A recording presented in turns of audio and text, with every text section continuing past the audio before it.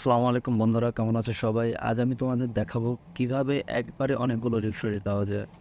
আমরা সাধারণত কম্পিউটারে রাইট বাটন ক্লিক করে রিফ্রেশ দিই একবার, দুইবার, তিনবার।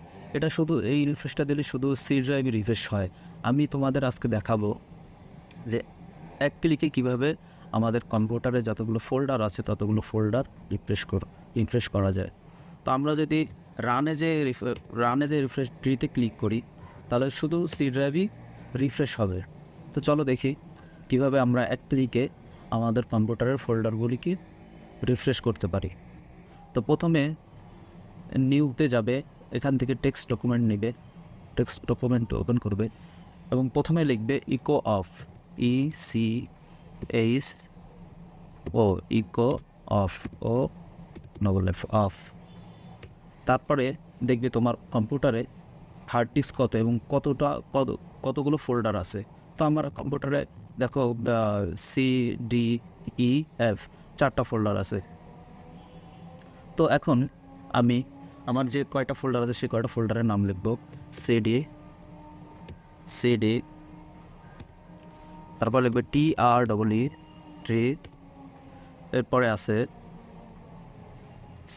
সি ড্রাইভের নাম লিখব,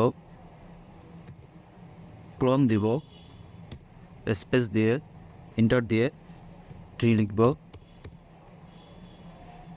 এন্টার। এরপর আছে হচ্ছে D drive, clone, tree, enter. এরপর আছে হচ্ছে ই ড্রাইভ, এন্টার, ট্রি। এরপর আছে হচ্ছে F drive, clone, enter, tree.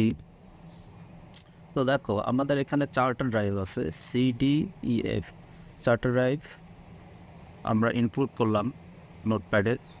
এখন এখানে এই ফাইলটাকে সেভ অ্যাজ দিতে হবে। তো এখানে দেখো নিউ টেক্সট ডকুমেন্ট 3 আছে, এখানে আমরা লিখব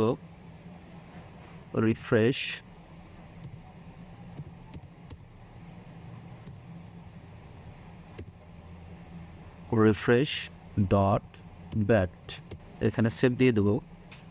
তো দেখো বন্ধুরা, এখন এটাকে সেভ দেওয়ার ফলে এই জিনিসটা চলে এসেছে রিফ্রেশ। তো আমরা আগের ফাইলটাকে ডিলিট করে দেবো।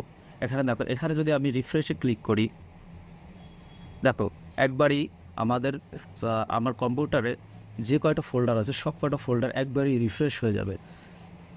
তো আগে কি হতো, আমরা রাইট বাটন ক্লিক করে একবার রিফ্রেশ করতাম এবং এটা শুধু সি ড্রাইভে রিফ্রেশ হতো।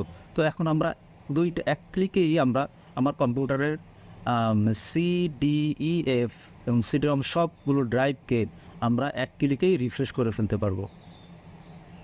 সো থ্যাংক ইউ বন্ধুরা, আমার টিউটোরিয়ালটি যদি তোমাদের পছন্দ হয়ে থাকে তো এখনই আমার চ্যানেলটাকে সাবস্ক্রাইব করো। থ্যাংক ইউ, আল্লাহ হাফিজ।